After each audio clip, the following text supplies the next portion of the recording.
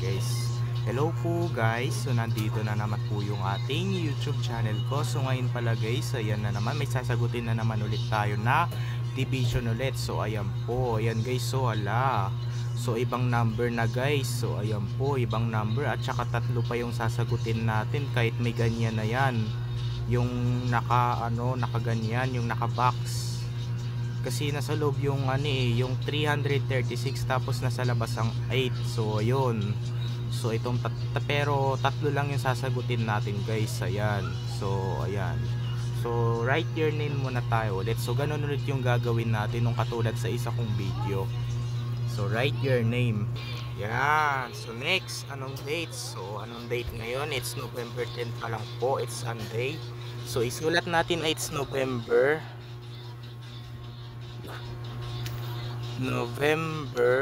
10. 10 pa rin ngayon November 10, 2024.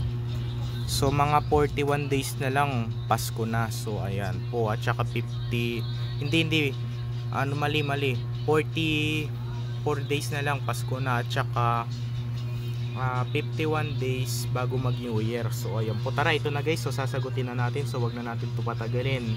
So ito, so lang, pabalik-balik lang, division, multiplication at saka subtraction. So medyo hindi ko na lang din nilagayan dito. So wala na siyang ganon para gumaling pa tayo lalo. So ayan po. So ganon. So ito na guys, ang gagawin natin number 1. So wag natin ibaliktad. Wag natin 8 divided by 336. Bawal yun. Kailangan unahin muna natin yung nasa loob.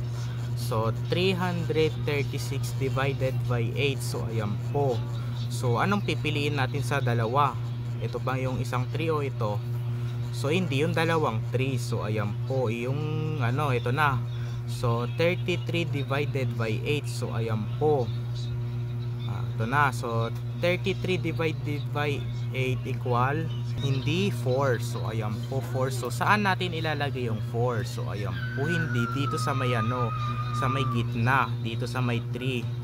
So bawal dito at saka bawal dito sa may 6 at saka sa may 3. So dito lang sa may gitna, sa may 10th place. So ayan po, ilalagay natin dito yung 4. Ayan.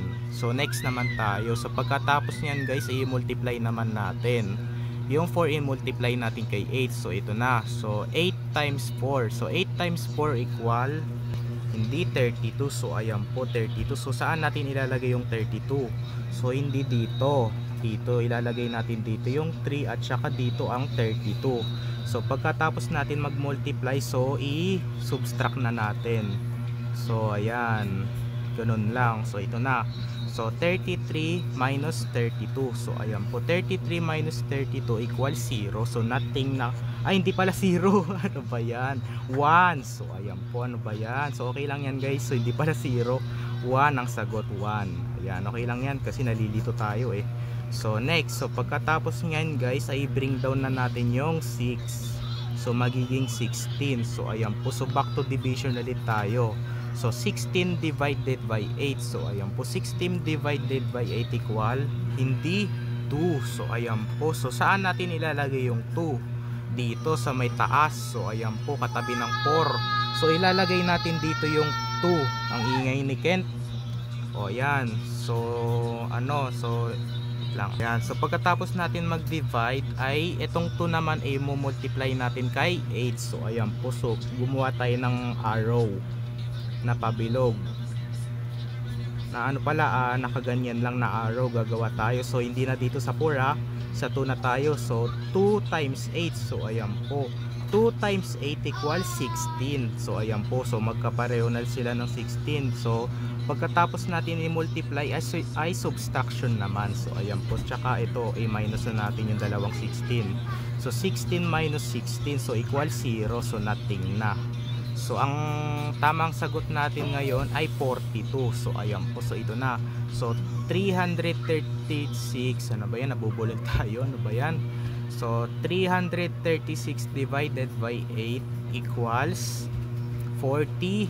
So ayan po. So next, number 2 guys, number 2. Ito na. So 192 divided by 3. So ayan po. So pag inano natin yung 1 divided by 3, hindi pwede. So kailangan 19. Kasama pa natin tong 9. Pero yung 2 wag na. So 19 divided by 3. So 19 divided by 3 equals hindi 6. So ayan po 6 yung sagot. So ilalagay ulit natin dito sa may 9, sa may gitna, sa may 10th place ulit. So hindi ang sagot ay wait lang. 1 2 3 4 5 6. So 6. So ilalagay natin dito yung 6. So pagkatapos niyan guys ay multiply naman natin ulit. Katulad ulit sa number 1. So 6 times 3. So 6 times 3 equal 18. So ayan po 18. So saan natin ulit ilalagay yung 18? Dito. So ayan po 18, 1 dito, tapos dito yung 18. So pagkatapos ulit natin mag-multiply ay subtract naman natin. Ayan, so 19 minus 8. So ayan po, 19 minus 8 equal 1. So ayan po 1. So at saka i-bring down na natin yung 2 dito. Ayan, naging 12 na. So ano na, so pagkatapos yan guys ay i-division ulit natin. So i-divide naman natin yung 12 sa 3. So ito na, so 12 divided by 3. So ayan po, 12 divided by 3 equals 4. So ayan po 4. So saan natin ilalagay yung 4? Dito sa katabi ng 6 sa may taas. So ayan po. So hindi pa tayo tapos guys. So ayan po.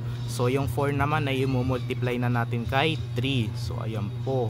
So 4 times 3. So 4 times 3 equals 12. So ayan po, ilalagay na natin dito yung 1 at saka 2 dito. So pagkatapos natin mag-multiply ay subtract ulit. So ayan po. So ito na. So 12 minus 12 equals 0. Ang ingay kasi ni Kent eh. So hindi, wala na. So ito na yung final answer ulit natin, 64. So ayan po, 64. Ang ingay-ingay ni Kent. Nako, yes. I-like mo pa rin tong video na to. Sisigaw kasi si Kent eh.